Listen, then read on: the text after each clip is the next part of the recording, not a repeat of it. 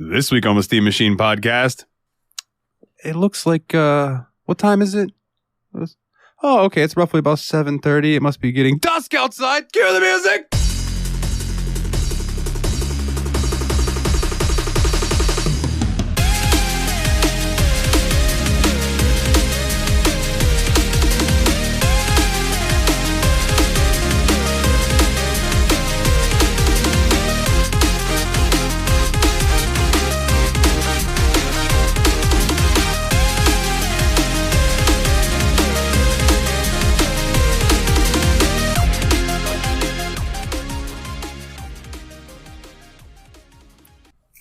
Hey everybody, welcome back to another episode of the Steam Machine podcast. My name is Dalton and I didn't come up with an intro this week. Joining me are my two good friends, the Destructo Bros. What's up everybody, it's Nate. Hey, it's Willie. How you doing? Boys, what you been up to these past 2 weeks? Let's start with the working man. Willie, how you been, man, brother? Oh man, I've been up to a lot. I've actually got a thought on my mind that I kind of wanted to bring up this week because this would be the week where it would become relevant. Is I kind of had this recent idea. This is going to sound a little silly. Everyone does New Year's resolutions, right? Everyone does their resolutions on January the 1st, build up to that. But I kind of had this idea of like, you know, summer, it's July the 1st is coming up soon. It's kind of the middle of the year, you got all the sun, the long days and all that. It's not winter. You're not dealing with all the holiday stress and all that. Wouldn't this be the better time of the year to begin a new project, really? I can see it. Yeah, I mean, that makes sense to me. So I've got a couple things I'm planning to start doing on January 1st. January. Nope, that's not the right one. Any Australian listeners, though, you're cool. Anyway, but on July 1st, like, I'm thinking of starting a couple things I wanted to start doing, like, as long-term projects, either like daily things or like, you know, because I think that one of the reasons people fail on like New Year's resolutions so much is just because like it's just cold and miserable for a while, and there's not you don't have a lot of positive energy and feedback and all that in your life. So I'm thinking starting things in July might be fun. So I had two weird goals that I wanted to do. One of which is just a basic exercise thing. I don't really feel like getting into the exact details of it, but basically, you know, do certain exercise, blah, blah, blah, blah, blah, blah, blah. The other idea I had was a stupid thing that I thought would be fun to do, which is I've been wanting to get better at chess, and I think that one good way I could get better at chess would be to just play more competitive games against real people online instead of playing, you know, mainly when I play chess these days, it's just watching amusing videos instead of playing the game, or playing against little, like, easy-to-beat bots and stunting on them, or just doing puzzles. So I think playing against real people would be fun. And I thought a fun thing to do would be, a way to make sure I play enough games would be to, on chess.com, the people you play against come from all over the world. Like, you run into people from different countries all the time. And I think it would be fun to try to beat people from 100 different countries by the end of the year. All right. So try to take the scalps of 100 nations. That'd be cool. That's a hell of a high number, though, dog. You think you can do 100? I mean, I can win 100 games. Oh, I know that. You're one of the better chess players I know, but... Well, I mean, if you think about it, it's 180 days, and there are approximately 197 countries in the world, depending on how you count them. I'm going to go by basically the same ruling that, like, Sporkle uses to define countries. So, like, England and Scotland don't count as separate countries. You know, Iceland is part of, or Greenland is part of Denmark, that kind of thing. Don't say Iceland is, they'll get mad. I know, Iceland is a country. Iceland is an actual country. I think the Faroe Islands are part of Iceland, right? So Faroe Islands doesn't count as a country. So I'm not going by like ham radio rules where there's like a million different entities. It's more like, you know, sovereign nations that are completely self-governed. Let me know when you beat somebody from the Vatican City, because I want you to stun on the Pope. That would be so cool. That does count. That one literally counts. I want to kill someone from a micronation. I want to beat someone from like Liechtenstein or Andorra or something like that. San Marino, Vatican. Cyprus. This a motherfucker beat me. Gotta smite him. He is a cook in a something. Argentinian? Oh fuck, I don't know. I think of Italian. Argentinian. When I think of the Pope, I think of Italians for some reason. Argentina, where Super Mario is from. Oh, you mean Chris Pratt? Hey guys, it's me. I'm the Pope. It's a me. Popio. I was starting to get a little bit Duke Nukem. It's me, Mario. Hey. Time to kick ass and eat mushrooms, and I'm all out of shrooms. And I'm seeing all kinds of weird stuff. Dude, randomly, you mentioned Duke Nukem. I have a memory from my childhood. I think it was Duke Nukem Time to Kill. So it was one of the third-person shooters on the PlayStation 1. You would just, in the subway, go up to a payphone that was ringing and answer it, and it's just a girl moaning. And Duke goes, "Ooh, Sarah, is that you?" and that's just always, I don't know why, but like, I guess because I saw it as a kid, I just thought it was absolutely hilarious. But that he recognized her by her, "Ooh, Sarah," and I just love Duke Nukem's voice, and I like doing it. Yeah. Yeah. Speaking of Duke Nukem, you can't talk about Duke Nukem right now without mentioning the Discord because it's getting a little bit crazy in there. So like, I love it. In our fan picked poll, like right now, there's a heated battle between 2 of the 5 selections. Fear and Duke Nukem Forever are like neck and neck fighting it out. And we have champions for Duke Nukem coming out and being the most ridiculous people possible, like Master Loot and Dane especially. Like, dude. Dane's found some kind of crazy AI thing that does this amazing Duke Nukem voice and animates his face and everything. He's just calling people out by name in the voice of Duke Nukem. Dude, listening to Duke say Jeff's whole fucking nickname was tremendous. And then fucking Master Loot changing his name to Master Nukem. Yeah. And things like that. Master Loot. Yeah, Master Lootem. He did change it to Master Nukem at first, and then he changed it to Master Lootem. And I'm just like, dude, I don't understand how people aren't changing their votes. They have made such a strong case. And then Master Jeff the other day is like, video with the Forrest Gump. Oh yeah, that one was insanely good. Like, they're popping off in the Discord. Y'all need to join it. That is bit.ly/TSMP Discord, all caps. Like, get in on it. Yeah, absolutely. Please come join. Some of the most fun I've had in there in a while, and I always have fun there. Yeah, I actually told Brandy today, I said, next time I come see you, I have to show you these fucking clips they're posted in Discord because they are hilarious. Because she was cracking up the other day when somebody on the Discord was commenting about me wanting to be happy at work, and they're wanting to see me happy at work, and how that conversation went from being really sweet to then just the normal depravity of our Discord. And, oh, glorious. I love everyone in there. bit.ly/TSMB Discord, all caps. Come join and vote. Make your vote matter. Yeah, do you want us to play Duke Nukem Forever or Fear or one of the other 3 games that have no votes? Yeah, it's incredible that heat picked up between those 2 and everyone changed their votes. None of the other, they're like, well, they're not going to win. So, and Jeff mentioned that he doesn't want to vote for Duke Nukem because he doesn't want to hear us shit on a game for an hour or whatever. And I was like, dude, for one, I think you or you don't understand how much I love Duke Nukem. Even if the game is awful, like, I'm still going to laugh at it because hail to the king, baby. Yeah, this isn't Manhattan Project. Yeah, Manhattan Project was garbage. This is at least a semblance of a Duke Nukem game. And I don't know. Even if it's terrible, I think I'm going to enjoy how bad it is. Because, like, this game was a famous mistake. So, you know. It's like playing Daikatana. Exactly. I mean, there's a lot in common to those games. I feel like that's something we'd have to talk about if we do the episode. So, but here's the big kicker to me, okay? This fucking poll has some bangers on it that have no votes. Like Stalker, Shadow of Chernobyl, no votes.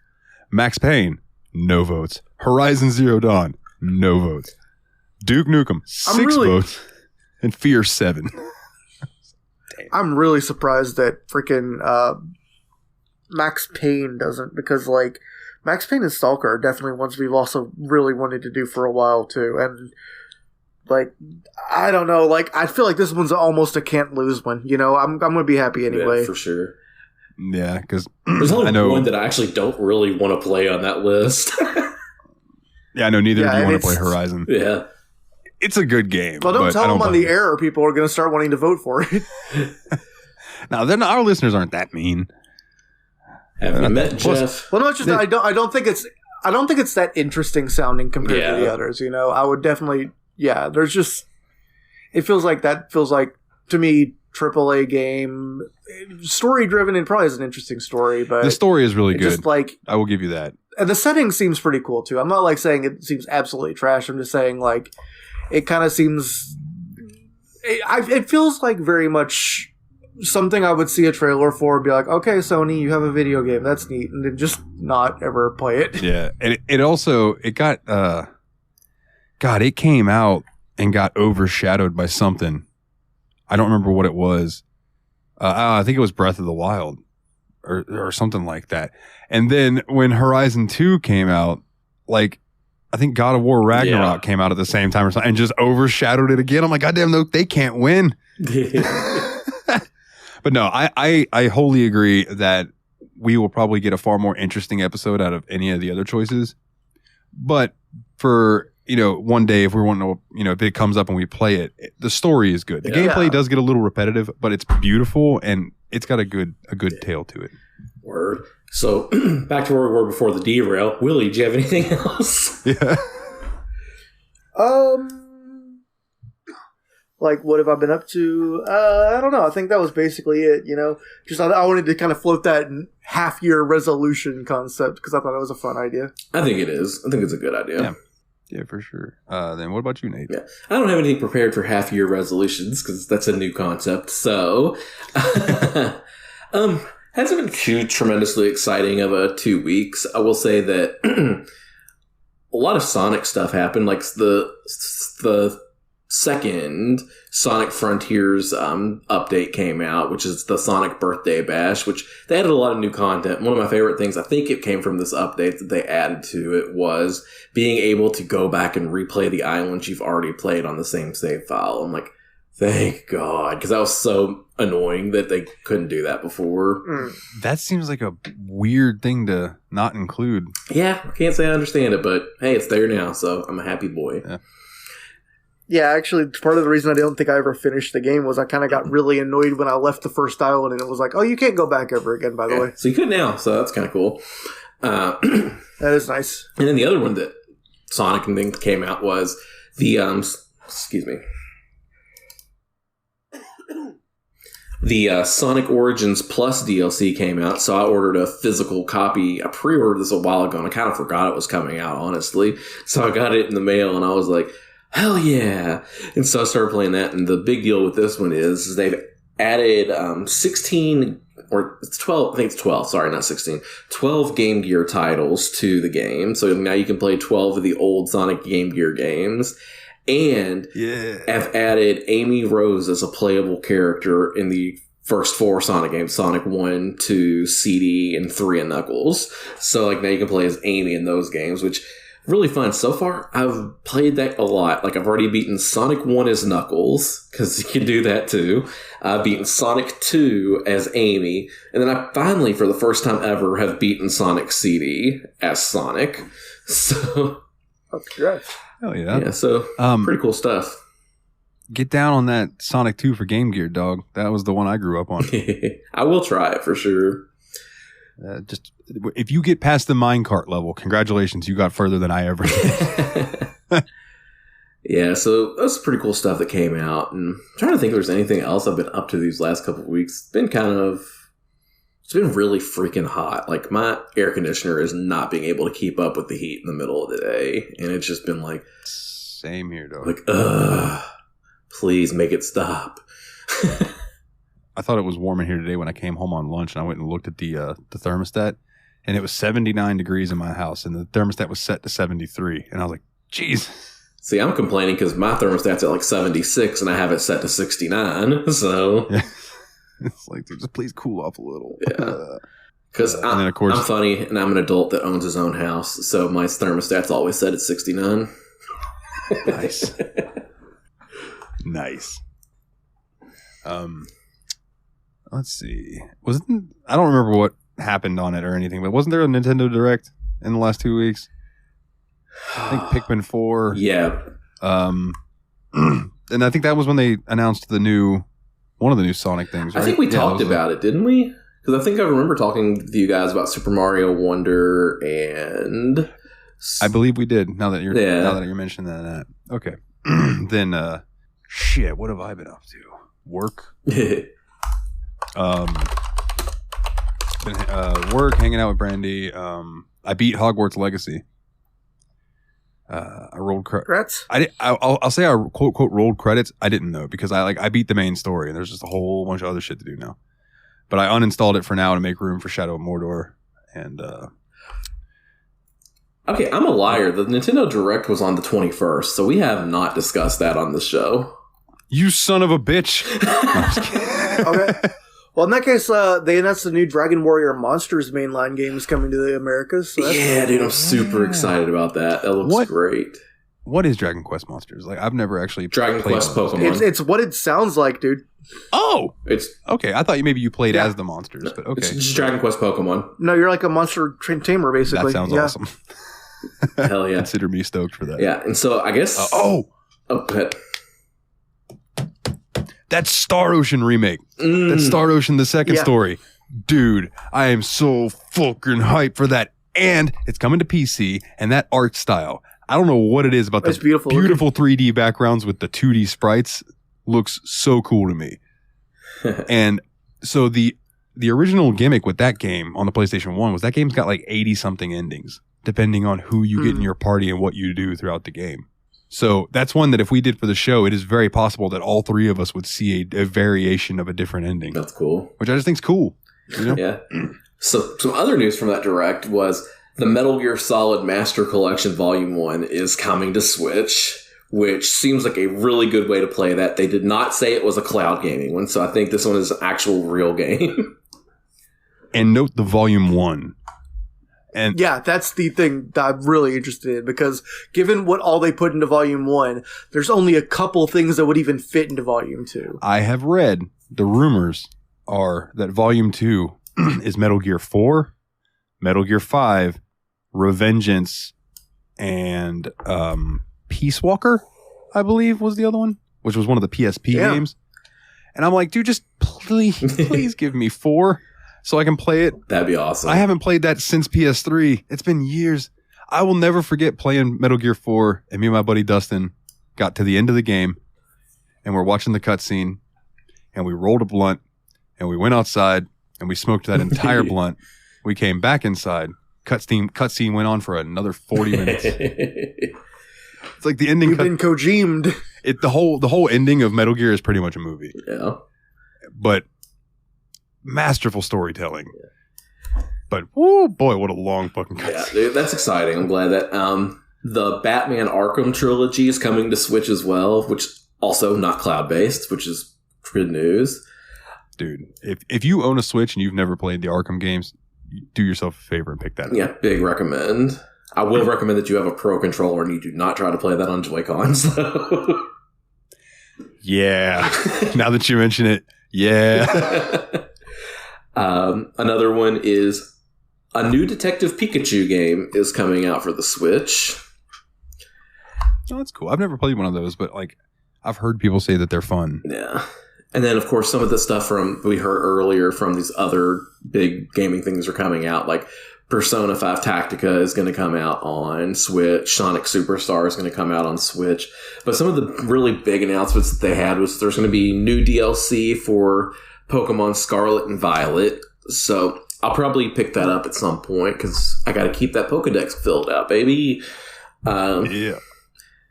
Pikmin 4 is going to come out on... Oh, is it out? I thought... Mate, did Pikmin 4 come out? I don't think so. I'm confused. But they did do I'll Google it. Pikmin 1, 2, and 3 onto Switch. And there's a collection so you can get them all as well. And then the two of the biggest announcements, other than the other ones, were there's a big JRPG remake coming out for the Nintendo Switch. And that is Super Mario RPG. Oh, that's right. That's right. It It looks really neat. Like, they're doing such a fun mix of the styles where Mario kind of is the squirt little, almost off-model, like, looking guy like he was in Mario RPG, but then, like, some of the other characters look more like they're more recent incarnations and stuff. It looks really cool and charming. And, like, it's also one of those games that I kind of thought had been lost to some kind of weird copyright dispute type thing and would never really get remade, so... Like, I mean, although this is, any of your friends that were really big Geno and Smash guys, like, you can really rub it in on them now, because it's like, oh yeah, it was gonna happen, but, you know. I would like to quickly throw in, Pikmin 4, according to Nintendo.com, releases July 21st. Okay, I got confused about what month it was. This is the second time this has happened to me today. It's June, not July. My B. The demo for Pikmin 4 comes out June 28th. So as you're listening to this, it will be available. And excellent. Yeah. That's cool. But that Super Mario RPG, I brought it up to Jeremy because Jeremy loves that original game. And he said he doesn't like the art style that they went with. And I was like, really? I thought it looked cute as hell. He's like, I don't know, man. It's just missing something. And I'm like, you're just a villain. Yeah, I enjoy it. I feel like they gave it some character to it. Like, Mario doesn't just look like the standard Super Mario, new Super Mario U model. So I always like it when the models are a little different. And Mallow looks so cute. I love Mallow. Mallow's my favorite character from Super Mario RPG. Oh yeah, Mallow's dope. So I don't know. I'm not the biggest fan of the game personally, honestly, but I might pick that up if I'm feeling a little bored one day. I feel like Mario RPG and the Paper Mario series I could eventually get really deep into, you know? Well... Because, like, considering how much I was like, I don't know if I'm ever going to really care about Kingdom Hearts. I started playing Kingdom Hearts. I'm like, oh, I see now. Yeah. I get it. I feel like the Mario RPG, Paper Mario, and Mario and Luigi type games could do that to me, too. The only thing that I hear about Paper Mario is that the first one is incredible. Thousand Year Door is incredible. And then... they kind of fall off after that because they started kind of changing the game style and it's not so much an RPG anymore.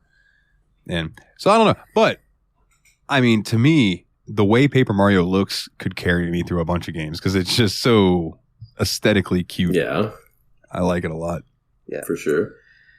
And then, unless I'm missing any of the last big announcement that I remember from the Nintendo Direct was Super Mario Brothers Wonder. They're releasing a new 2D Mario game that's like, and I'm just like, man, I'm eating so good right now because there's a new 2D Mario, a new 2D Sonic coming out, both in the fall of 2023.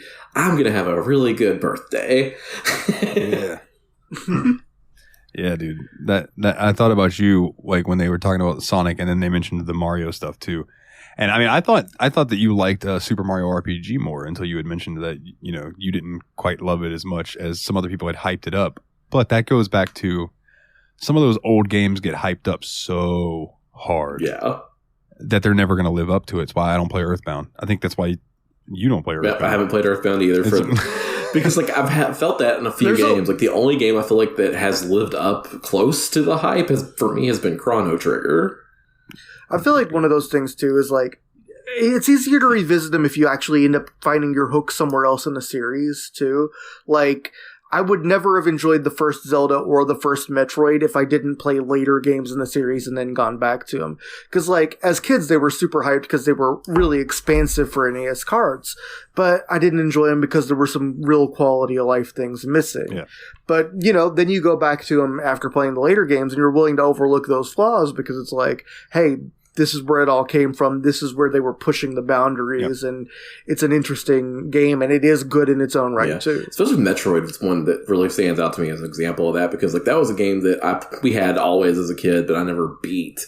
I got kind of into Metroid like last year or the year before, something like that, with Metroid Dread and played through Super Metroid again, and I even played through Metroid Fusion again, and I was like, man, I should play through Metroid at this point. And I was still streaming at the time, and I actually beat Metroid for the first time ever. And I was like, that was actually really fun.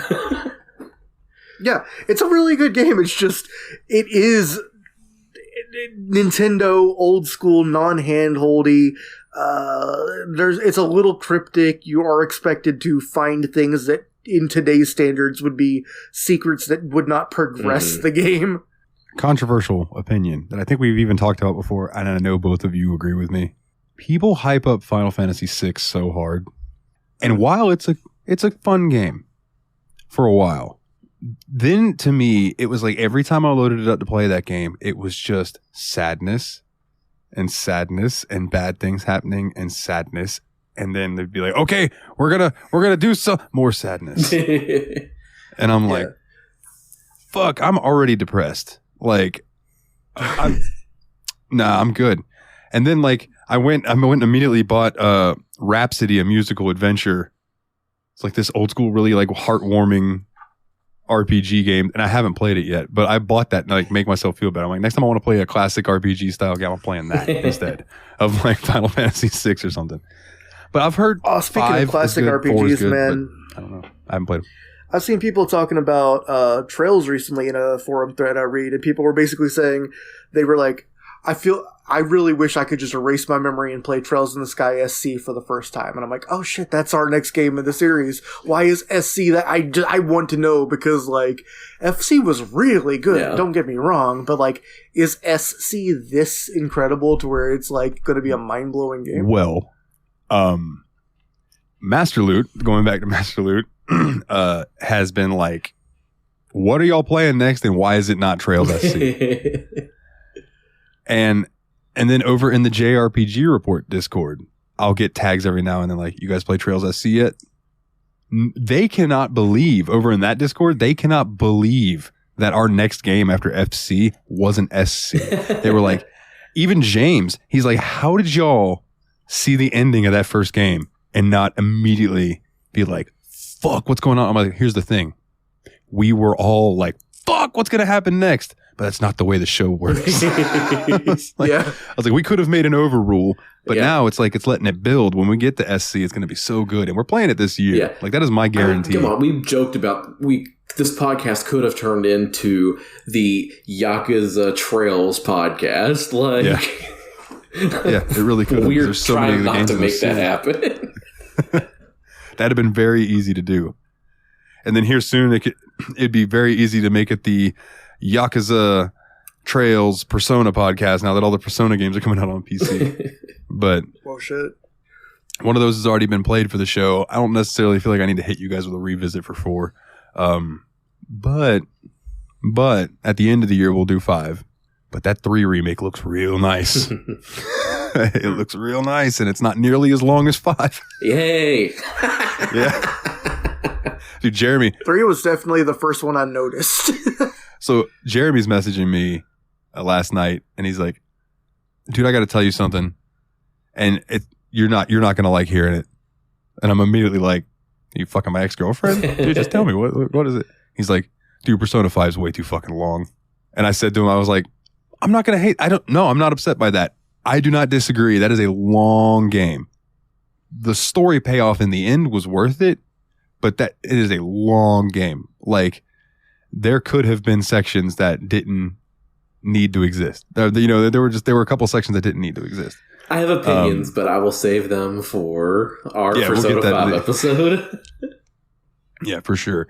But I told Jeremy, because he's been hammering at it, throughout the year. Oh, he's probably way further ahead than me at this point, honestly.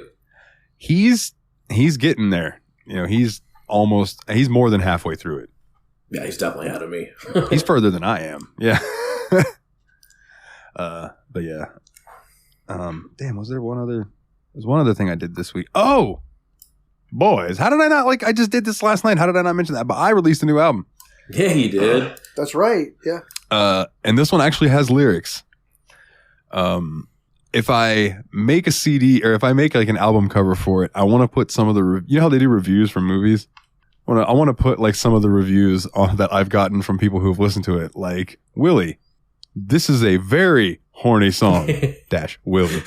And then, just like shit like that, 5 stars, boner, whatever the fuck.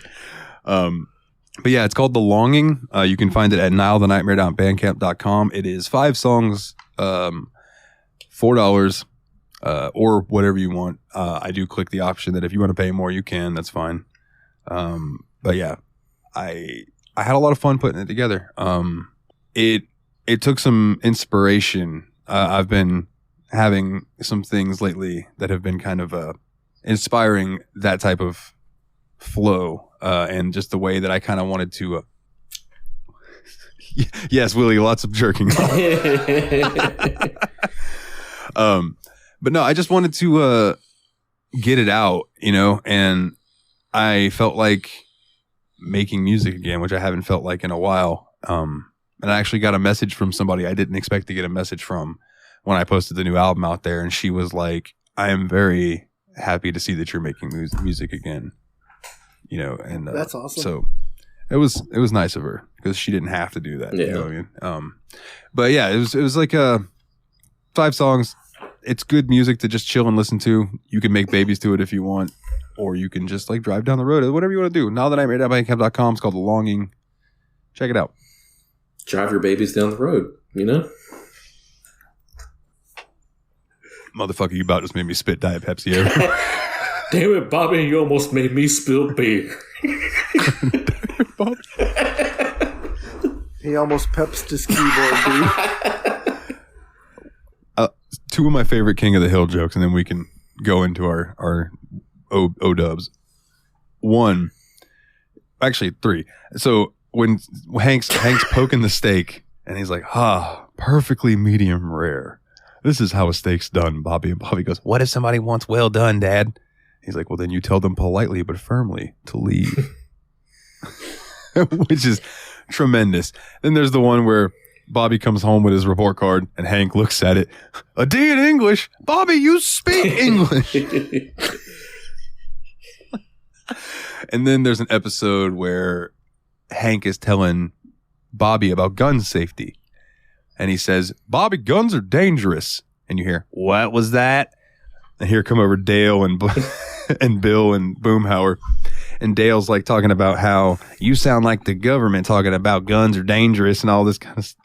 Or you sound like them liberals or whatever, however he put it. And Hank goes off on Dale. Just talking about, I don't want my son to be holding a firearm and could possibly hurt somebody or kill someone and everything. And Dale, I know you're a member of that NRA, the National Rifle Association. You know that is a government-sanctioned organization. So are you trying to tell me, Dale Gribble, that you support the government? And Dale just standing there and takes a long drag on his cigarette. He goes, whew, now that's a thinker. It's just so good. I fucking love that show. So shout out to King of the Hill. Oh, word, yeah. I think someone recently posted a screen cap of of their summary of Phoenix, Arizona, which is my favorite joke of the show. I don't know if I know that. It was something along the lines of, they get out of the car and it's just incredibly hot. This city should not exist. This is a hubris of man. Oh, yeah, okay, I do remember seeing that meme. Okay, yeah. And it is, dude. It's just, from what I hear, Phoenix is hot as fuck. Like, dry heat, though. It ain't like down here in Florida where you get swamp ass when you walk outside. Yeah. There you just get dust balls. Anyway, so let's talk about the game that we played for these past 2 weeks, gentlemen. So let's get into the obligatory. What was it? Obligatory Wikipedia. Oh, how the fuck did I fuck it up last time? And we were like, we're running with it. I don't remember. It doesn't matter. The obligatory Wikipedia bullshit. Did you just fuck up fucking it up? I did. I am that big of a fuck up, Willie. I fuck up fuck ups. We're on that second degree stuff. You can't fuck up a fuck upper. What? I don't know. We played Dusk, and Dusk, stylized in all caps as Dusk, is a 2018 boomer shooter created by American developer David Szymanski? Yeah. Okay. I was like, there's an errant Russian Z in there. I mean, Polish. Damn. One of those Eastern European countries. And published by New Blood Interactive for Microsoft Windows, Mac OS, Linux, and the Nintendo Switch. Okay, that last one surprises me a little bit. The Switch one took a long time to come out. It actually just came out in the last year or so. Okay. Did they have to tone down the violence or anything for the Switch? No, they had a lot of technical difficulties getting it working. Oh, Nintendo does not give a shit like they used to about that stuff. I was just about to say, and now that as soon as I said that, I was like, wait a minute, they released Wolfenstein, like the newer Wolfenstein games on Switch, I think. So, the game is produced by David Oshry. or Oshri, Oshri, who previously directed or co-directed the 2013 remake of Rise of the Triad. So a little bit about Dusk, and then we can jump into our first thoughts and everything. Dusk takes place in and around a fictitious rural town called Dusk, Pennsylvania. A huge network of Lovecraftian ruins is discovered underneath a section of farmland, which attracts the attention of the government. Military personnel and scientists establish research labs and factories in the town to attempt to harness the magic of the ruins. Much of the research team soon fall victim to a series of demonic possessions and industrial disasters, which force the remnants of the team out of the town. A large perimeter wall was built around the town, sealing it off from the outside world. You, the player, take the role of a nameless treasure hunter. People on the internet have come to call him Dusk Dude, who has heard rumors that hidden riches exist within the sealed town. The treasure hunter is apprehended by the town's denizens, brought to a secluded farmhouse, and made to squeal like a pig. And by that I mean he was impaled on a meat hook. Mm-hmm. Mm-hmm. That's what they call it these days. So, Willie, this was your host pick, my good sir. So, what made you pick this? What made it jump out to you as opposed to your other choices? Well, to be honest, this is a game I've been curious about for a while, and I did acquire it in a itch.io had a Boomer Shooter bundle, or maybe it was actually, I think it was Humble, not Itch, but one of them had something they called a Boomer Shooter bundle that included this game and several other ones that I was really interested in, like a Medieval, Ion Fury. I think I might still have this open in such a way that I could look at it real quick. Had those games. It had Dread Templar, Hellbound, HROT, and Project Warlock. And I just kind of picked one at random. I was like looking through them, and I liked how like Quake-ish this one looked, and I just started playing it. And I played through the first episode. This all happened about 2 months ago. And I was like, you know what? I would like to cover this for the show, so I quit playing it at that point and started considering just buying it for Nate and being like, hey, Nate, we should play this at some point. And then I realized, it's my show pick. Well, thank you for including me. We've done long games. Well, that's the thing. I was going to get it for Nate just like as a thing to do with him or whatever. Be like, hey, let's play this old Boomer Shooter. Then I realized, hey, we could do it for the show. Nice. That'd be even more fun. So I did. Yeah, and we actually did get to chat out the multiplayer, which we can touch on later. Hell yeah. Oh, hell yeah. Which I was happy about. Hell yeah. We're not stealing other podcast bits. We already have like a third of our audience comes from there. We don't need to use their jokes. You're right. They get hell yeah. We should have fucking right. That's terrible. or they say, or we could do raise hail, praise Dale. That's better. I do like that. I do like that. Strangely, that one does please me. I'm not going to do it, but it pleases me. I've had that thought watching porn before. I wouldn't do it, but this pleases me right now. Oh, anyway. Looks painful. Good for them. Good for them.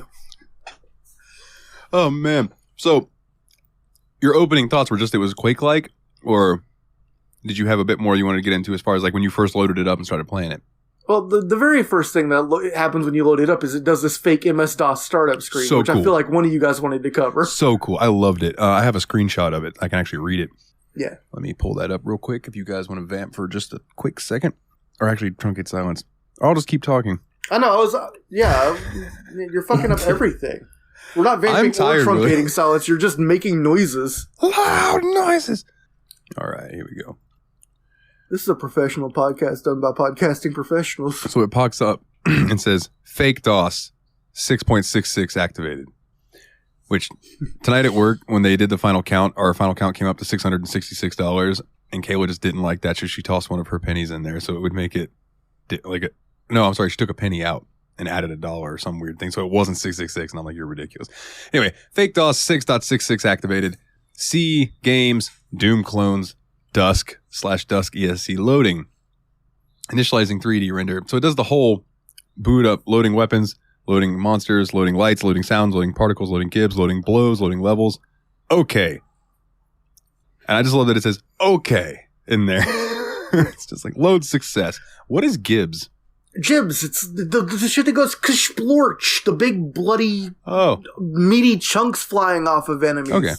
That's the good shit. The term was really highly popularized. I mean, the word jibs was first used in Doom, but I think Rise of the Triad highly popularized it because it had a violent setting called Ludicrous Jibs, which just caused everything to blow up so big when you hit it with a rocket. I think we need to find the person who created that and ask them if it's Jibs or Gibbs. It is Jibs. It's short for giblet. It comes from giblet. Oh, giblets? Okay. Yeah, it has been asked. I said Gibbs when I was a kid too, and unlike the GIF versus GIF thing, I do actually stand hard on Team Jibs on this one. No, it makes sense. You know, I love the thing where it's like, oh, you call it a GIF, and they're like, oh, okay, so why don't you just call them? And he's like, no, dude, it's GIF. He's like, oh, word, you gonna write a graph? He starts going off on all these things like, well, it's GIF. Anyway, it doesn't matter. Yeah, I love our graphical. The good Lord tells me that's pronounced. Our graphical user. The good Lord comes out and tells me it's pronounced with a J. I will tell him, thanks, Jod. Yeah, thanks, Jod. But yeah, Nate, sorry, we both tried for the joke at the same time, and I think I did it a little louder. What was your graphical? I was just doing the graphics thing. Graphics, yes. This game has great graphics. Great graphics. Drake graphics. Drake? Drake draft. New world champion. Drake traffic. That's J-E. Wasn't that the Toys R Us mascot? Oh my God. Nate, what was your first opening opinion on loading this game up? Yeah, I thought it was really freaking cool. Because like you said, the fake DOS thing load up is really neat. And then once you just load into E1, M1, like, you're just dropped in the middle of it. All you have is these two sides of your hands, and these three chainsaw dudes just start chasing you, and you're just like dip, dodge, dive, duck, and dodging them, trying to hit them with your sides and take them out before they take you out. I thought that was a really good, kind of intense intro into the game. And that whole first level is just you like trying to escape this like hellish cabin in the woods danger house that they've put you in, and it's just like really cool. And then like, because like that's the first enemy you're introduced to is that chainsaw guy, and then you meet the cultists who have nice white robes and a hood. So you didn't feel bad killing them at all. Dude, that fucking that cosplay that you sent to the host chat, I was like, what? Dude just made a KKK outfit and was like, best cosplay. Yeah, like there were so many comments on that was like, do not wear that outside in America. Yeah, no. Bro, I don't know where you're from, but yeah, don't do that. You'll get beat up. If you must cosplay a Dusk cultist, please do the chainsaw guy. Or the Scarecrow. Or anything other than that guy. Yeah. But yeah, it was like I said, really good intro. I felt like really put you in the headspace of the rest of the game. And like, I like this graphical style that is very outdated. Like, it's very polygonal. It harkens back to old school Quake, like we kind of mentioned a little bit before. Yeah. And it just really works with what this game is trying to do. And it's kind of like the same way to me with like pre-rendered graphics as backgrounds and stuff. You're able to do so much more with it because your game's not trying to load in actual assets for every little thing, even the things that you can't see. Mm-hmm. You know what I mean? And that's with pre-rendered. Now with Dusk, the fact that it's so scaled down is probably why that game runs smooth as shit. I didn't feel one frame drop the entire time that I played. You know what I mean? And there are some, like, as much as I love Hogwarts Legacy, I got some frame dips in there every now and then just because it was strenuous on my system. You know what I mean? Yeah. But with that, you know, classic, I'll call it classic graphical style where it's much more harsh looking, to me, you can add more and you could fill your levels with as much detail as you wanted because it's not going to strain modern systems, you know? Yeah. So not that they put a ton in there in this game, but just the fact that they just like are able to like add little beers that you can quaff, or the soap was hilarious that you just find around. There's little things like that. that, I don't know, just added to it to me. And just, I was so impressed with how smooth it ran. And I think that's probably partly due to the graphics. That's all. Yeah, but I mean, there are definitely games like Bolt Gun is like a retro shooter that's come out very recently too, that kind of famously has really high technical requirements because it's just putting shaders on top of a more modern rendering engine. This game, like, they built it up to it does run this like crispy stuff on purpose, and it does run really well. Like, I did not realize when I was playing it that I usually had left like 5 idle games running in the background in various browser windows because it just ran perfectly anyway. Yeah, and I can tell you, those idle games Willie leaves open really does fuck with his gameplay sometimes when we're playing online games. Oh, yeah. Browsers are incredibly resource heavy for some reason. Especially when they're just constantly running random math. So what about you, Dalton? What was your first impression? So I loaded into it and immediately was delighted that I had 2 sickles. 2 sickles as my weapons. Other than that, I didn't enjoy, and this is just me, I did not enjoy how fast that you moved. But you guys let me know that I could turn the auto run off, and I was immediately 100% more into the game because I think we talked about it before. When I'm moving too fast, it's just hard for me to see what's going on. You know what I mean? It's just the way my brain the movement of this game is very much parallel to Quake, and you also said in Quake 1 that you felt like a lot better once you manually had run instead of auto run or a toggle. Yeah, because I felt like I had more control over it. I was able to. When I wanted to move fast, I could move fast instead of trying to hold shift every time I wanted to slow down. I'd much rather have that where I hold shift when I just want to book it. We can't all be Sonic the Hedgehog, Dalton. It's okay. I know. As much as I try, despite all my rage, I'm still just Knuckles in a cage. I'm no Sonic. I will say that one of the first things that jumped out to me was the guns, and like the pistol in particular. I don't know why I love the sound of the pistol. They did really good on the sounds of the weapons and stuff. But it has this like kind of reverby echo to it that sounds like you're shooting like a powerful weapon and not just like a ding, ding, ding, yeah, ding, ding exactly pistol like a lot of these FPS games have. And I feel like the pistol in Dusk actually does some work, whereas like some games you get that starting pistol is just garbage. But I actually, like when I would run out of ammo and I had a full stack of pistol ammo, I would actually use my pistol. Now granted, some of the enemies later on take way more, but at first, the first few enemies and stuff, I didn't feel like anyone was a bullet sponge, which was nice. I would say there's only... I think the game is really fair about the amount of bullets it takes to take down an enemy. And like one thing that's really interesting about this game too, and it differs from games like Doom, is like the pistol has its own unique set of ammo, whereas like Doom, it shares its ammo with the chain gun. The chain gun kind of... Equivalent, thank you. The chain gun equivalent in this game uses different ammo. So it's like, it gives you a reason to actually hold on to that pistol and go back to it. Yeah, because it's not obsolete due to something else. Yeah. I would say none of the weapons feel like they fully obsoleted, in part because the 2 lowest tier ammo using weapons also get dual versions. Yeah. So there are times when you would rather use dual... Can we talk about dual wielded shotguns for a second? Yeah. Badass. Just... and then it didn't do anything, we learned, because it doesn't actually reload, but you hit R and you do the Terminator spin with him. Oh, he also does the Terminator spin every time he shoots him. He shoots the right gun. Terminator spins that one while he's shooting the right one. Terminator 2 spins that one. Like, it looks so cool. And it, like, the moment I first pulled a second shotgun, and instead of draining the shotgun so I could, get ammo, I had 2 shotguns. I'm like, yes, this is a good shit. Yeah. This is my shit. Because there is a super shotgun in this game too, but 9 times out of 10, I'd rather have those double shotguns because the super shotgun is extremely slow in this game.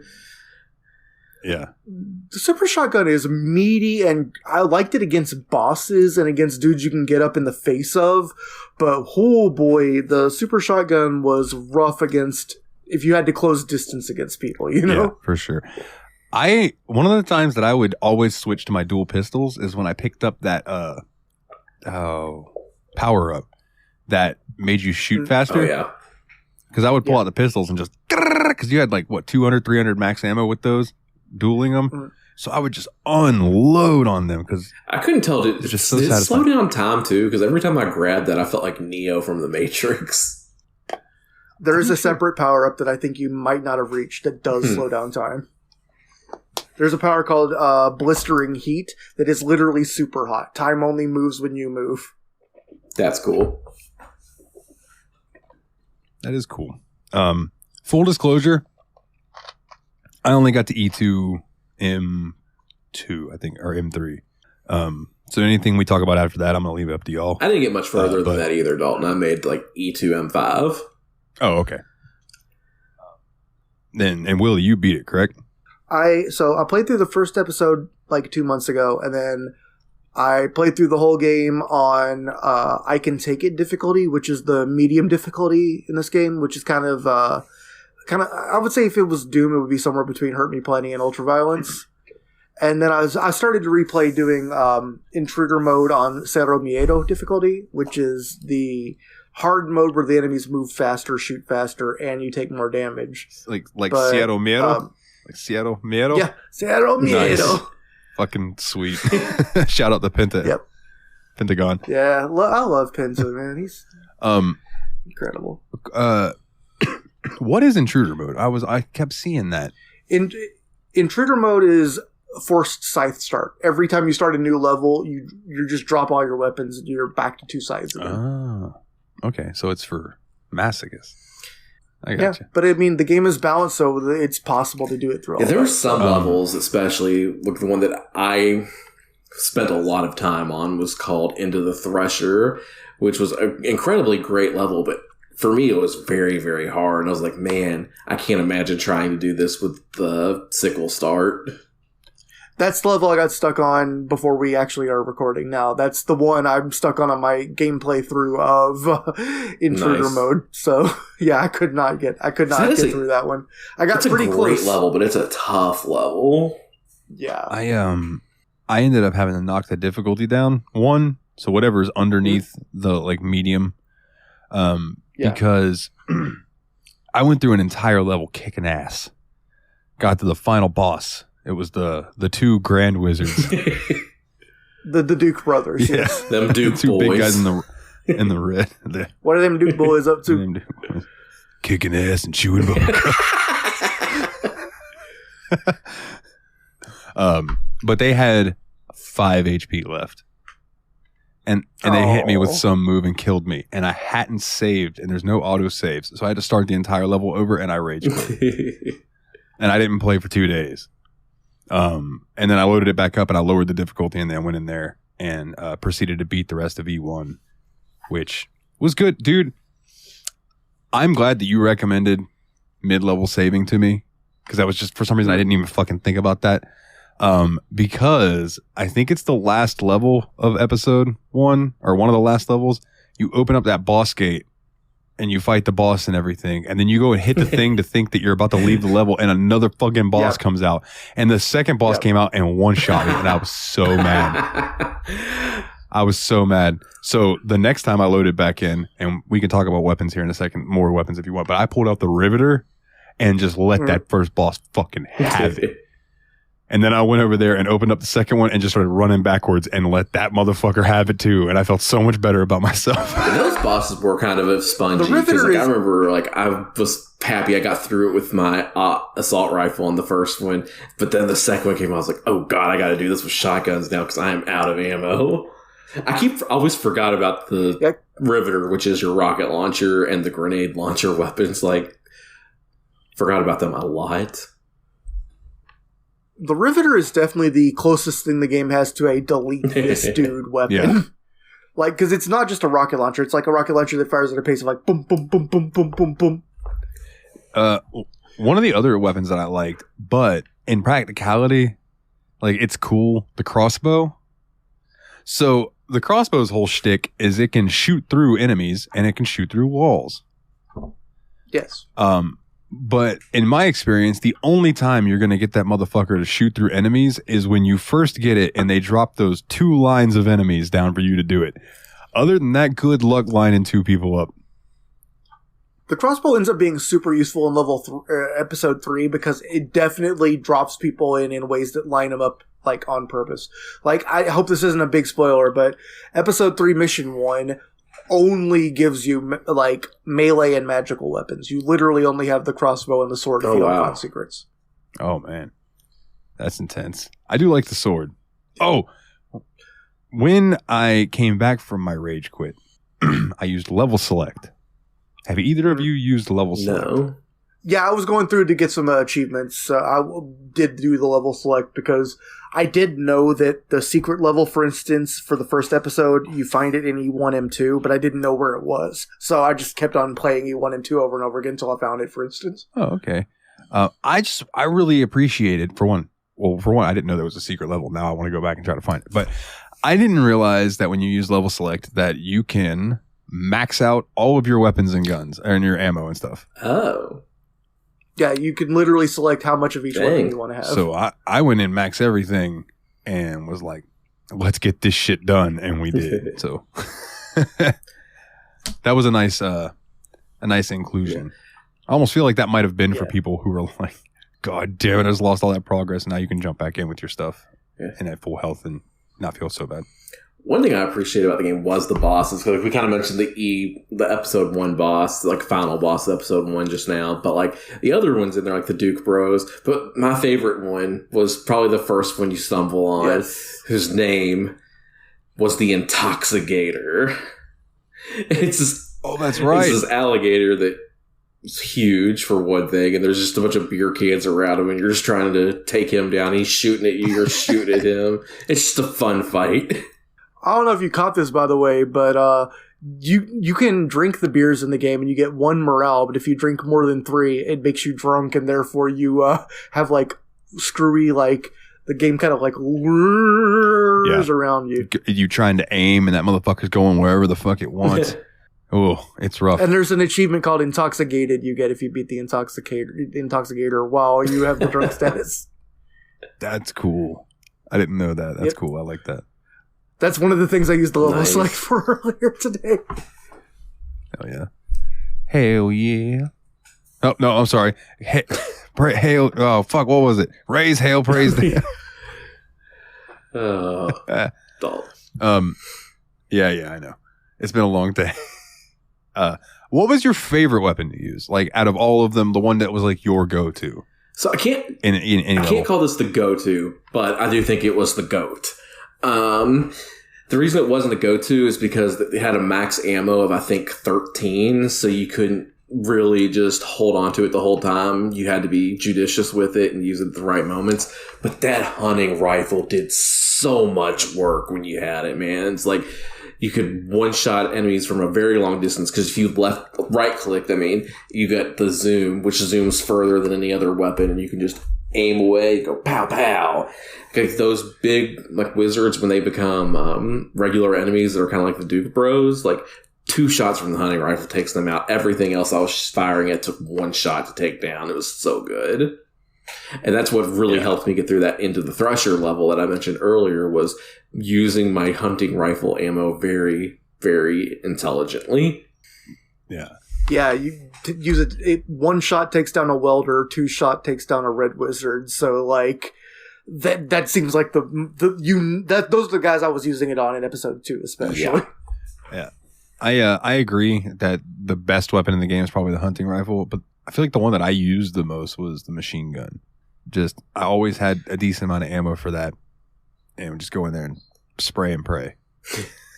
I feel like the game kept trying to load you up with the assault rifle, and then like it felt like the most it felt like the weapon you would want to go into a room if you didn't know what was going to be in it with, you know? Yeah, because if you needed to start slinging bullets, you could quickly. Yeah. Like if I had to go through a teleporter and I was completely blind about it, I'm like, yeah, I'm going to take the assault rifle out and just, this is definitely the best for dealing with any kind of random circumstance. Yeah, it's like if you don't know what's coming up, it's good just to be able to very quickly pump a lot of bullets out there. Yeah. Yeah, for sure. And I mean, I think hunting rifle is also the one I was going to say is the one I thought was like, not only is it great for dealing with enemies at a distance, but it also felt like the best thing for dealing with bosses just because it dealt very predictable damage as long as your aim was good. I will say about the hunting rifle too is it's a pretty unique weapon for a boomer shooter FPS like this. Like Doom didn't have anything like it. Yeah. I can't think of another game that has like this, something that's like this well made, that's as close to a sniper rifle type of weapon as it is that is in a boomer shooter. Willie, you might know something better, but like this seemed to be like pretty unique to this game to me. Yeah, this kind of thing was more something you would expect from a multiplayer type focus game like Quake 3 was Railgun or something like that. But as far as single player repertoires for like these kind of shooters go, this was a really nice addition to that kind of thing. Like you typically don't get a great long distance weapon in single player shooter campaigns like this. Let's see. What else would you guys like to cover about this? I don't really know where to go from here. I just think the aesthetics of this game are really impressive too. I don't remember exactly which level this was. It might have been the second level of E1 where you come out into this field and there's just this old chapel standing there with a stained glass. E1M3, Old Time Religion. That, I think, is the level that will tell you if you like this game or not. Like, you get out there, like, the sky is this crimson red. Like, there's that... The music goes to Andrew Holschutz's just ambient sound. All you hear is, like, crows and this ambient soundtrack at first. You better believe I shot out every single pane of that stained glass at that chapel. Because, like, you go through the door, and there's just, like, a few wizards in there, and they're just like, man, fuck this. And, like, and then that level, is it the same level with the Intoxicator in it? Like, at the end of it? It is. That is the level that eventually is that's such a good level. And then, like, I remember there's, like, graffiti on the walls at times. One that I remember was, like, we traded God for demons. Just all kinds of stuff like that. Like, the aesthetics are so freaking good. I'm willing to bet. I want to say E1M3 also has one of my favorite traps in the game, which is you get to this red, I think it's the red key door. It's a door. You get to the front of a building. You're outside. You press the front door of the building when you finally have the key. And instead of the door opening, the ground just opens up beneath you, and you're surrounded by wizards attacking you. Yeah, that was good. From above. It's really cool. Speaking of finding like things written on the walls and stuff, I believe that we all got the achievement Go Away for finding a "you aren't supposed to be here, go away" graffiti sign somewhere in a level, which I thought was interesting. I'm like, I like that. You know what I mean? I like when you're like in Portal, when you could find your ways into these little rooms and there'd be things written on the wall for you to read. I appreciate little shit like that, you know? So it was nice to see. Some of the other, like one of the other achievements I got, which I'm not even sure how I got, is Untouchable. That's when you don't get hit at all during the level. I didn't get that one. Well, I'm impressed. I didn't realize I went through a whole level without getting hit. That's cool. I don't know how. Yeah, I only got that one when I went for the achievement for beating a level on Duskmare difficulty, which is when you die in one shot. And so obviously I did get it because, Oh, man. So Willie, like, I wanted to say, I think that one of the things that really got to me too was each level is just this really distinctive place. Like, I think the first chapter of the game, the first episode, is definitely more samey than the rest. Like, episode 1 is more, rural forest cult, but each level has its own personality. But when you get to about the midpoint of the game, I think from E2M4 on, every level is so different from the last thing you've seen that it's like, it is crazy how much how much different stuff, like every level has a personality. Like the difference between being like inside the terrible machine with all the freaking and grinding motions and motors that are like E2M4 has. Then the next level, I really don't even want to talk about what happens in E2M5 because I think that might be the best level in the game, maybe. Like, that level was incredible. It does something just you don't even begin to expect. And you're all of a sudden getting sent to all these bizarre places, and then nothing is the same again. Nice. Hell yeah. like, I think the level design only gets better throughout the course of the game. Like, I think that it does what Doom wishes it did, which is it sticks to landing. The third chapter is the best. That's pretty impressive. One small thing about this game that I really appreciated was you get a flashlight. Yeah. And when you see the phrase, the fall damaged your flashlight, that is the worst thing in the history of video games. I wanted to cry. Luckily, you found one pretty fast after that, but like, God, that flashlight was so helpful. Because, like, oh, yeah. Like, you couldn't navigate those dark alleys without it. No. There was one level in particular that even with the flashlight annoyed the shit out of me. And it was only one level that really like just annoyed me. And it was the layout of it, and it was the Cuddy Mines. The mines. Yeah, the mines. That one, I didn't like the layout of that, but that level would have been impossible without a flashlight. Because there's this one it's really easy to circle around it like 5 times without finding the way you're actually supposed to go. Because I definitely replayed that one earlier today and I had the same experience, so I know exactly what you're talking about. Where I'm like, am I running in fucking circles? I am running in fucking circles. Damn it. Why do I do this to myself? But I also think that kind of like played up, because that level was definitely one of the earlier horror levels instead of one of the more actiony levels. Because I feel like a couple of the ones before it were like very wide open spaces where you were just like whipping ass. And then that level was like very enclosed, very claustrophobic. And that's also one of the ones right after it introduced a horror type themed monster to the Fork Maiden. Which is like the scary little ladies are like, Xana! And they start shooting the projectiles and at you. They hit hard. They hit super hard, dude. Those bitches. One thing about this game that I want to say the monsters, man. Oh, go ahead. I was going to bring up a monster. I got to a point in the game where I don't remember if it was a pop-up or if it was written on the wall or something. It said, "Don't trust your eyes." Okay, so you did get to E2M2. Fantastic. And I was like... There's a text written on the wall that just says, "Don't trust your eyes." And the moment you see that, just tell them, Dalton. Yeah, just tell them. This scene rules. All of a sudden, I just started losing HP. And I'm like, what the fuck? So I'm running around trying to... And this is another spot where I just could not find the little hole in the wall to get out.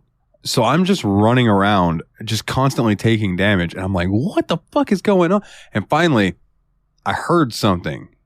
And was like, and I just turned around and I just fired a rocket. And it went boom. And all of a sudden, 2 enemies just appeared. And I was like, motherfucker, there was invisible enemies. Okay.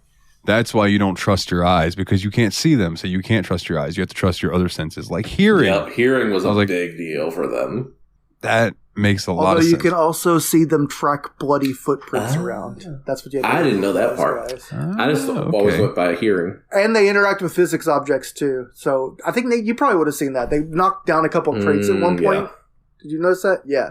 They do interact with physics objects too. Those things, like... But yeah, the main thing you're looking for... when you shoot them, like, it's just like this... I don't know how else to say it. I know you're not supposed to say this word, but it's like a Wendigo in front of you. Yeah. Yeah. Wait, why are you not supposed to say that word? Something I don't know? No, just religious, and I'm not that religion, so. Oh, okay. I got you. But yeah, they do have that. That is actually the name of the monster in the game. Yeah. They do have that vibe, for sure. So yeah, there's supposed to be some kind of like skinwalker type thing. I think the Dusk Wiki does refer to them as Wendigos. Hey, skinwalker. Oh man. Yeah. So, any other monsters stand out? Because like I like when you first see it, you know it's going to be an enemy, but like there's just the scarecrow sitting there, fucking scarecrow. And you see it, you're like, that thing's going to come alive, and I just know it. So I shot at it, nothing happened. Shot at it, nothing happened. Walked away. 2 seconds later, hear screech behind me, and I'm like, the scarecrow came to life. God damn it. And the first 2 scarecrows you see don't do that, so you're already like looking at every scarecrow like you know one of these is going to pop up off of it. Yeah. I've played a video game before, but then when it does happen, you're like, ah, shit. Yeah, and then he's got it is genuinely one of the most disturbing enemies. And he's got the fucking super shotty and does some work with it. That's also why they can take a lot of damage and they have a super shotgun. Yeah, dude. So I tried to keep my distance from them. Like once I'd get them to trigger off, I would just start running backwards. and just shooting at them with longer projectile weapons. Yeah. And I'm like, You went the serious Sam route. That's what I did at first, and then I started trying to get as close as I could so I could put as much angular distance when they were about to shoot. is the what were they like a little cow, like demon cow, demon dog things that shot the red balls at you? Those were weird. I'm just like, what is? There's a goat enemy. Apparently, the official name of that is Black Phillip, and that's a reference to the movie The Witch. Like the VVITCH, the Vitch, the Witch. The Vitch.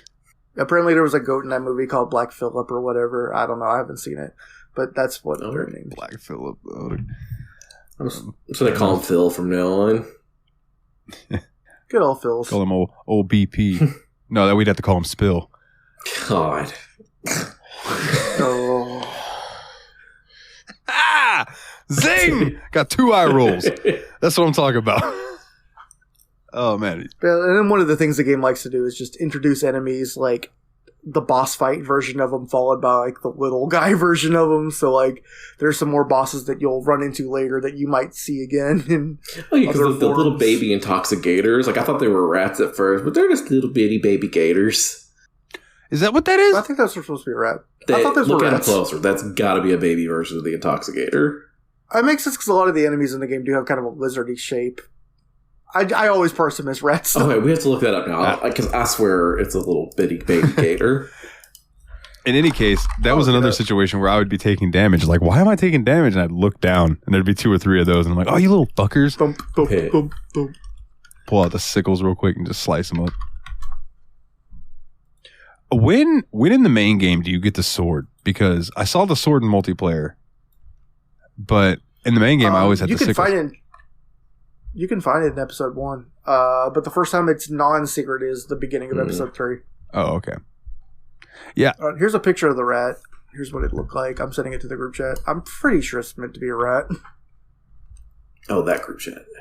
Man, I swear that's a little baby gator. I don't know. I could see, it does have like that long, again, it's like 6 polygons. Yeah. Is it white and gold or like, black and the blue? low poly look of this game also gives you more like, I don't know, I like that for like games that have this horror vibe too, where it's like, the less you know about what you're seeing, the more freaky it kind of gets, you know? Yeah. I know, and two, that kind of like, when it almost leaves it up to a slight interpretation, you know what I mean? Where it's like, you look at it and you can get the general sense of what it's supposed to be, but then at the same time, you're like, oh, but I don't know, something looks off about it, but it's not the uncanny valley off. No, it's more along the lines of just like, it's the Jaws or the shark from Jaws theory, where like the more your imagination fills in, the scarier it is, you know? Yeah. Because like you rarely see the shark in Jaws, you know? And what your brain fills in is way scarier than the actual animatronic Muppet puppet you actually see them fight. Enough that I read the novelization of Jaws one time when I was at my grandma's house. So she just like had this book and we were there for a week. So I read it. And having seen Jaws and then I read that book, I would get afraid. I was a kid. I'd be in my swimming pool in my backyard and just suddenly get filled with anxiety thinking that a shark was going to get me. I know. Almost about to reinvent the glass shark bit from my brother and me. The what? One of the guys from the podcast, my brother and me, also was terrified that he would be attacked by a shark when he was in a swimming pool when he was a kid. Oh, yeah, dude, it's fucking... And they did a joke like, you can see the whole school. Doesn't care, he's a glass shark. In Florida, I should have been worried about snakes and alligators and shit in my pool. Yeah, no. Right? You got scary ass alligators. I've literally walked outside my backyard before and lit a blunt and I heard some movement over in the bushes to my left. And I'm like, oh man. I look over there and I see this thing. I'm like, I was like, man, that's a big snake. And I went over there and no, it was just a baby alligator, probably about 2 feet long. And I'm just like, what the fuck? So I walked in, I go and open my back door and my dad's coming in the front door at the same time. I said, there's an alligator in the backyard. He's like, yeah, funny. And I'm like, no joke. Oh, you're fucking serious? Yes, Dad, there's a fucking alligator in our backyard right now. My mom's asleep. So my dad goes, we walk out there and he looks at it. He goes, son of a bitch. What are we supposed to do? I said, I'm going to go get a towel. No, the fuck you're not. I'm like, dude, I'll just throw the towel over it, grab it. He's like, dude, you are not Steve Irwin. So he called somebody, and they were like, yeah, he's probably just looking for water. He'll mosey on. And that was when I learned that alligators can climb fences, because he ended up in my backyard is fenced in. And they use their tail to push themselves and climb up. It's fucking wild. Anyway, yeah. Invisible enemies, invisible sharks get you in the swimming pool. Yes. I don't remember how we got there. I'm very tired. Well, the last point that I was curious about how you guys felt about was the multiplayer. Fun as fuck. I wish we had more people. Dude. Yeah, if we could get like the whole last Discord in playing that, it'd be a great time. It was like, it was fun with 3 people, and it was like all the troll things that you could do. On the last game, I was the absolute worst person in the world. I found the best spot to camp. I had a hunting rifle, and I was just picking Willie and Dalton off as they ran by, and they had no idea where I was. Yeah, this motherfucker, I started like, when I would get hit, I would just look up and be like, fuck with it. And then I'd get hit again. And eventually I finally looked up and saw where he was at, and I was like, Nate, you motherfucker. And was able to shoot some return fire. Yeah, eventually Willie killed me, but... So we were playing the level Erebus Reactor, which has like 5 big glowing towers you can just stand on. And Nate was just like, I'm just going to stand here with a hunting rifle and shoot you assholes. Not the first time Nate camped that night. Scumbag behavior. That was not because we called him out for Counter-Strike, and long before that, that was just when he was doing it his best. He was up in the tower like that dude in DC, just like pop, pop. And we're just like, dude, what the? Where are you? But yeah, like the multiplayer was so much fun. My only complaint with it is like you had to, and maybe this was user error, but I don't think it was. But you had to like leave the lobby to change maps and create a new lobby, so it's kind of annoying. But every time we were able to do it, we did quite a few lobbies, maps, and it was just a lot of fun. Like, the maps were based off the levels. Like, we did that one level we were talking about earlier with the church, like the steeple. It was just so good. I have, and it might be because it's more recent in my mind, but like, I have more memories of us playing multiplayer than I do of like the levels themselves. And that might have just been because of the fun that I was having while we were sitting there playing it. You know what I mean? But I really enjoyed the multiplayer maps. And I was just thinking to myself, this is a blast with 3 of us, dude. Imagine if we had the 16. Yeah. You know, like, or 10, you know, or, you know, I mean, because there was no teams or anything like that. It was just straight deathmatch, right? Yeah. Yeah. So, I mean, that is the one downfall is it doesn't look like there's any kind of co-op type mode or anything like that. So that would have been fun, but still the straight deathmatch was really good because it has that, like, Quake-style movement that is just really satisfying. A quick question. This is random. The weapons are just good. The weapons are good. It was, I really enjoyed, the one time that I got you through the wall with the crossbow, and you were like, what the fuck? And I'm like, yeah. I really did not know that the crossbow actually passed through walls. I only knew it passed through enemies. So I actually did get to use that in the single player game after we did that. And you were right. It sure do pass through walls. It's so helpful. But would you boys be open to going back and playing like one of the Counter-Strike games one day? Yeah, sure. Why not? Oh, sure. Because I have Condition Zero, I think it's called, which is like, hey, we're going to release single player shit. Get better soon, dude. It's single player Counter-Strike, as opposed to most Counter-Strike is, you know, bots and things like that. So yeah, like, that'd be kind of interesting to play. 'Cause, like, I've never been a big like Counter-Strike or Call of Duty kind of guy, but I'd be willing to give it a shot. Yeah. See, Counter-Strike to me is like this weird in between like a Call of Duty and a Boomer Shooter, because the older Counter-Strikes, they handle very much like, you know, say Quake or something like that would, aiming wise and shooting wise, but you're still grounded in reality, whereas you're doing, you know, terrorists versus counter-terrorists and things like that. But the real fun, Condition Zero is fun, saving the hostages and all that's great, you know, it is what it is, but like, dude, the real fun in Counter-Strike is getting a group of people together. And honestly, I think if our best bet for our Discord, if we wanted to do that and then get like a community thing going, maybe not for like a normal, but like, you know, for the episode, Counter-Strike Global Offensive, CSGO is free. Gotcha. And I think they do, you know, the typical free game battle pass and things like that, but all of us would be able to play it for no charge. Cool. And that would be cool. And I just think it would be a fun way to get the community in and like actually have where we can play with like 10 people and get in there and fuck shit up. You know what I mean? Willie, we're talking about CSGO. Nice, yeah. Just that it's free. And I thought that might be a good way to get the community in on it. Because I honestly, if we were to do Counter-Strike, I think that is one of those that we could cover Counter-Strike in one. Because the games don't really differ. Yeah. You know what I mean? They would just update them and quality of life things.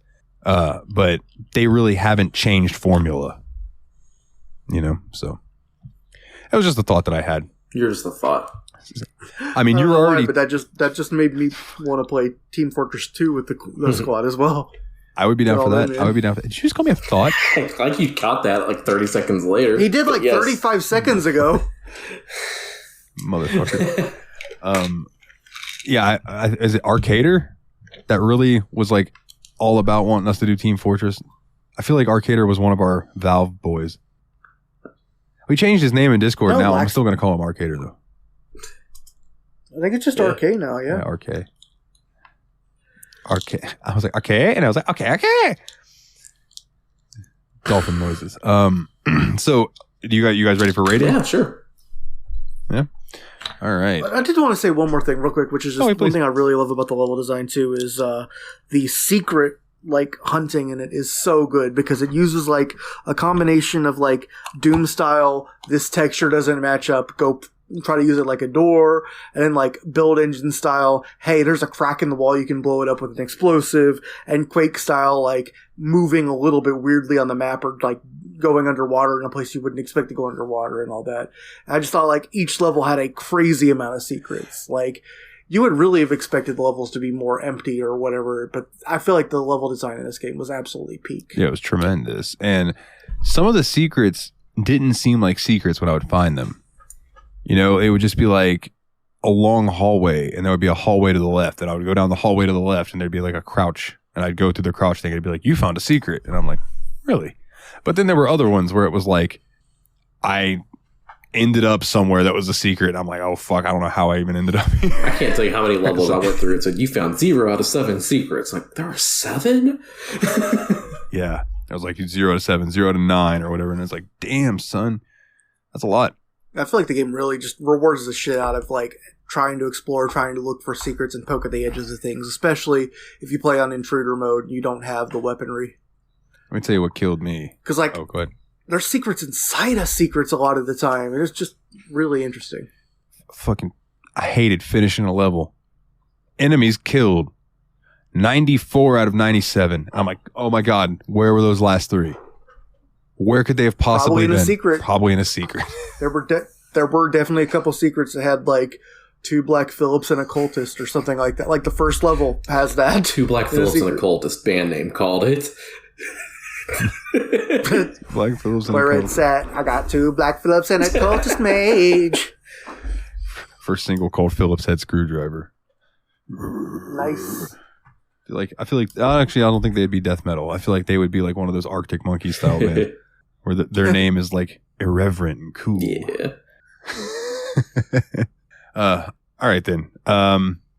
Nate, if you were gonna give this game a rating, what would you give it out of 10, my good sir? Yeah, man, this game's the bee's knees. I really enjoyed it. Like, very few complaints from any perspective on this game. I think it really solidly did what it set out to do, and it's a, you know, the people like to call them Doom clones. This is like the best Quake clone I've ever played.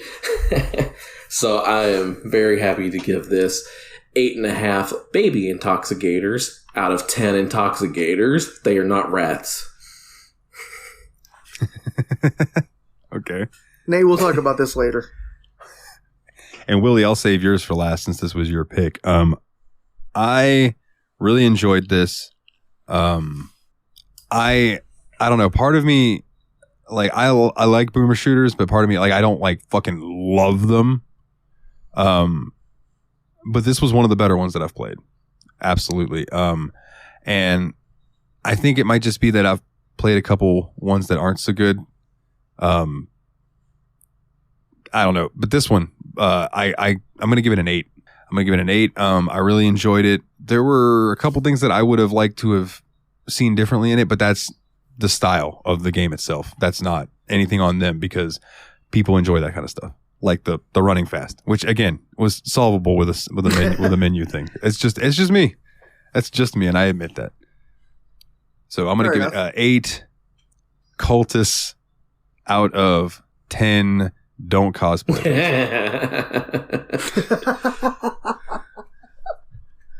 All right, what about you, Will? I think this is one of my favorite video games of all time, and I'm going to give it a straight 10 out of 10. Wow. I did not expect to absolutely fucking love this game as much as I did, but when I started playing it, I'm like, okay, I'll play a couple levels of Doom, then I'll play this. I haven't played any Doom in the last week. Just been playing this. If you're new here, that's wild. Yeah. Wow. All right. It's perfect to me. Like, I don't think I've been happier with a game in a long time. Like, I thought I would really like it. I didn't expect to love it this much. That's awesome. Now, I do have a question for you. You said you like it. You said you love it. Do you want some more of it? Want some more of it? God damn it, Nate. Well, apparently, I mean, there isn't imminent plans for there to be a sequel to this game, but it still is going to be updated more, and they are hoping to bring a co-op mode into it. We didn't talk about the one thing. Perfect time to bring it up now. You mentioned the developer. You mentioned a sequel. This guy who made this game also made this other game. And I believe it's called what? Oh, yeah, Iron Lung. Iron Lung. Very topical. Yeah, because of this disaster thing with the submarine. The Ocean Gate Titan, yes. Thank you. I couldn't remember the name of it. The Ocean Gate Titan. The developer came out and said that he felt kind of bad because there's been a spike in sales of his game Iron Lung where you are trapped in a underwater submersible train. Oops. I'm like, and that game came out a few years ago because I think Matt Barton did an episode on that game, or somebody I watch on YouTube did. But that's just funny. It's terrible, but it's also funny. Oh my goodness. I will say this whole situation reminded me how savage the internet is. Oh yeah. Holy shit. I mean, the memes have been funny, but holy shit. Like, the internet gives no fucks. Like, they just don't care. I mean, I think that when they found out that the guy was actively campaigning, like, oh, safety is just holding back innovation. And then they were like, oh, he was on the submarine that he constructed to be unsafe because he didn't believe in safety. And it kersplunked. Yeah. Yeah, you know what? Way to build your own coffin, idiot. Controlling the submarine with a controller you can get at Walmart. Like a video game controller. Logitech. Yeah. Couldn't even get a wired Xbox controller. Homie got a Logitech. Yeah. It's like I posted a meme. I don't remember if I put it in Discord. I know I posted it on Facebook. I just put Mad Cat Strikes Again. I know he's going down into the abyss in his Mad Cat submarine. Oh, man. But yeah, you know, I thought about making some memes about it and everything, but I just decided, you know what? I'm not going to sink to that level. Hey. All right, let's do our listener question, and then we'll talk about the game that we're going to play next. Yeah. And we'll get on. So we have one question this week. Shout out to our boy Fenris. If you had a chains race potion. One shot. If you had a chains race potion, what non-human race from any game would you change into? Ooh, I have an immediate answer. Like, I'm just going to go with the first one that popped in my head. Blood Elf from World of Warcraft. All right. They're cool as shit, but they're Horde. So it's like, for the Horde. You got to go, you know, like, you don't go against Corpse Grinder. When he tells you for the Horde, you listen to Cannibal Corpse lead singer. His neck, he could kill you with his neck. It's like the prettiest you can be in the Horde. Yes, that too. Yeah, you can be a sexy Blood Elf, and you can go stand next to your cow buddy. Yeah. I also had an immediate leading. I'm going straight Argonian. I can breathe. I knew that was going to be your water, pick. and I'm just going to do lizard shit all day long. And fun fact about Argonians in Elder Scrolls Online: they are the only race that when you drink a potion, it replenishes some of your HP, your stamina, and your MP all at once. which is very sounds helpful. great. But yeah, the breathing underwater thing, chef's kiss. What would you will? It's just really good. Did it specify it had to be a player race? No, just change race. You gonna be a Caco demon? I want to be the cyber demon. I was so close. Oh, man. Willie's going to be like, I want to be John Romero's head. Okay, to tie this back to the very beginning of the episode, because I remembered wanting to say this then, when we were talking about our New Day FPS, Boomer Shooter. Yeah. It would not take much to reskin the Cyber Demon as Brock Lesnar. Yeah. 100%. Just give him a stupid ass looking tattoo on his chest. But we have to code it, right? So you can play as any of the 3 members of New Day. But if you play as Kofi, you can't beat Brock, right? So if you play as Kofi, you go in there, Brock's just going to kill you in about 8 seconds. We got to keep it true to life. Kofi Kingston also gets the ability that if he gets killed, he stays at 1% health one time. Yeah. That was to a Royal make Rumble. up for his Royal Rumble type. Yeah. Yeah, that's the payoff. You have to switch characters to kill Brock, but other than that... Oh, tremendous. You can play as Big E, just don't fall on your head. Oh, I miss Big E. Get well soon, Big E. Yeah, absolutely, dude. He's the man. Big meaty men slapping me, as he One once of said. the best quotes I've ever heard. I don't want to see no Love gymnastics. I just want to see 2 big meaty men slapping me. I think it was, what was he talking about? Brock and Goldberg or something like that. Or something like that. He's just like, Yeah, it was just something gonna be like 2 that. big meaty men slapping me, and I'm here for it. The way he worded it too was like big men with big chests. Yeah, he said big chest. Yes. And Kofi and fucking Xavier are just crying like they can't hold it together. So good, dude. So good. All right. Well, then I guess our next game for the show was the last poll winner, which was Middle Earth. I always want to say Mordor, but it's Middle Earth: Shadows of Mordor, and it was mentioned in the Discord, and I think I've told you guys before. This game is Batman. Hell Sword. yeah. I'm excited for it. And there is a cool system that starts in this game, but it's expanded on more in the sequel, where there is like this chain of command thing, and there will be vacant spots open if you do certain things. I won't get into it, but there will be vacant spots open. And if you get like killed by a random orc or urk, they can then get that spot because they killed you. And then, like, when you come and fight them again, they'll be like, oh, I killed you before, Ranger. Welcome back. I'm here to kill you again. Or something along those. I don't know. It's going to be super fun. I'm so stoked that actually won. Heck yeah, man. And then the next poll winner was Morrowind. So we'll be getting to that in about a month and a half, somewhere around there. But yeah, dude, Shadows of Mordor coming up. I know we have a couple people that are going to be playing along with us, which is just super cool. I'm so happy that people are like now playing along in these games that we play, campaigning for things on the, like, I want to state again how much I love seeing people campaign for things on the poll, because this one has been so intense too. The current vote between between Duke and Fear has been incredible. Yeah, and 2 first-person shooters. Like, who would have thought? Yeah. I'm hoping the Fear Squad steps up, because the Duke Squad has been going crazy. Them Duke boys are going nuts. Yeah, but they're not getting all the sways they need, dude. Fear's still up by 1. Like, they did sway everyone off all the other votes. Like, Dane doing the Yabs pod thing with Duke made Jeremy change his vote to Duke. But yeah, I don't know, man. I really enjoy seeing it. I like seeing the discourse in Discord. You know, I like seeing you guys interact. It warms the heart, you know, especially since I've been doing this show for 3 fucking years now. It's nice. Yeah. Which we forgot to mention. Yeah, the show's 3 years old now. Happy birthday to TSMP. We'll do the obligatory Serious Sam episode at some point. It's old enough to drink in dog years. Yeah, you're right. Had to do some math in my head. So let's get some dog beers. You know what? The fact that I had to do math for that, let's wrap it up.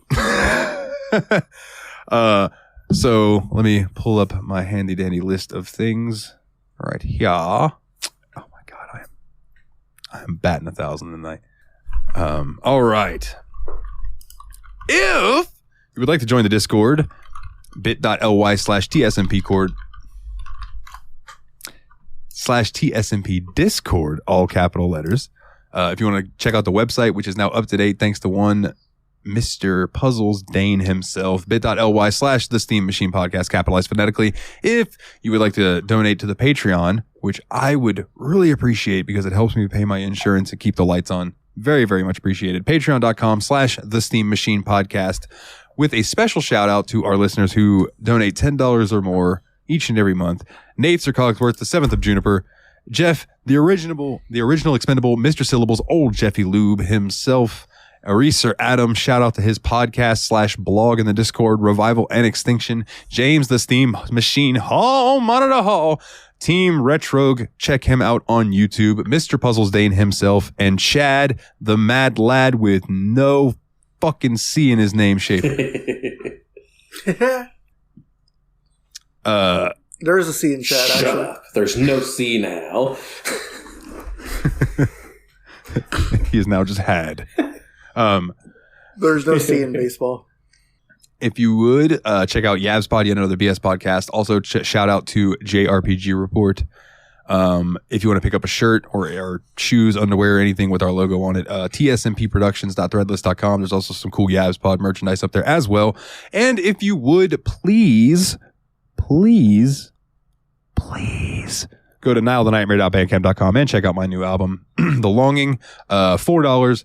We'll get that, and that money, I need that money. So please, because they cut hours at work again. Yay! Well, that's a subject for the other podcast. But yeah. It is very good music to put on leather pants, too. There you go. There's another quote for the album cover. Mm-hmm. This is great music to put on leather pants, too. Willie, again. And leave us a 5-star review on iTunes if you listen, a rating and review. And if you just listen on Spotify, then just leave us a rating. It means a lot. And yeah. It's also good music to take off leather pants, too.